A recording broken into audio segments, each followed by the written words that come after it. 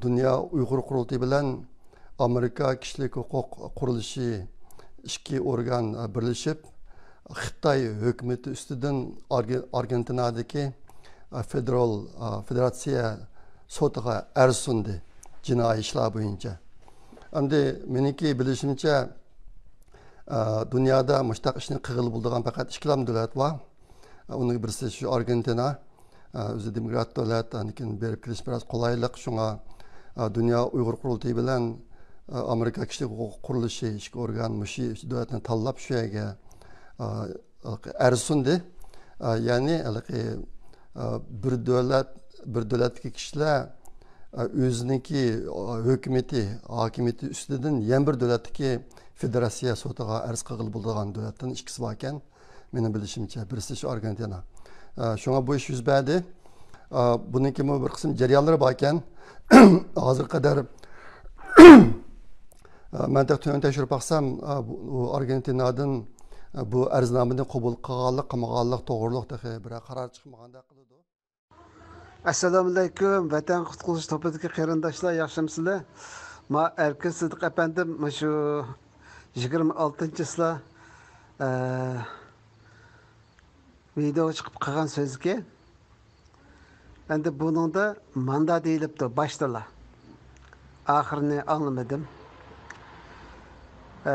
Dünya Uyghur Kurultayı bilen Amerika Kişilik Hukuk Teşkilatı'nın Argentinaga berip Argentina'nın sotuğa dava kıldı depti, hoş.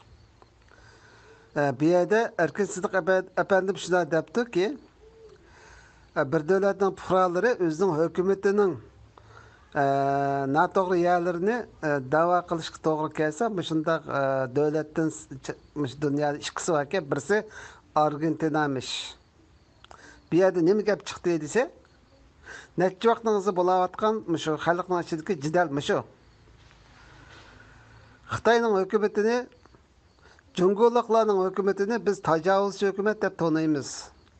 Bütün halk şuna deb tanıydı.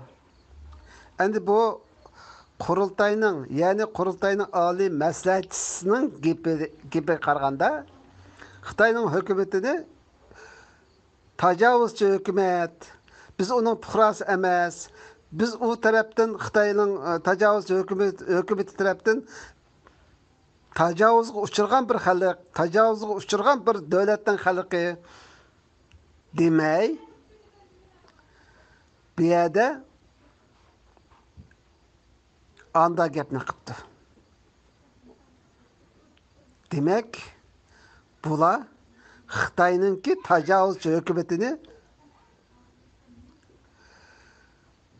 özünün hükümeti deb tanıp kelgen neçe vaqtыңызı. Şoňaşqa insan hukuk dava kılıdı bular. Meselemizni Xitayning işki meselesiga aylandırıp koydu. Dese halk, yak biz onda demedik deb tenip aladı. Hem tenip bilip geldi. Mana meyede tilini çaynaptı.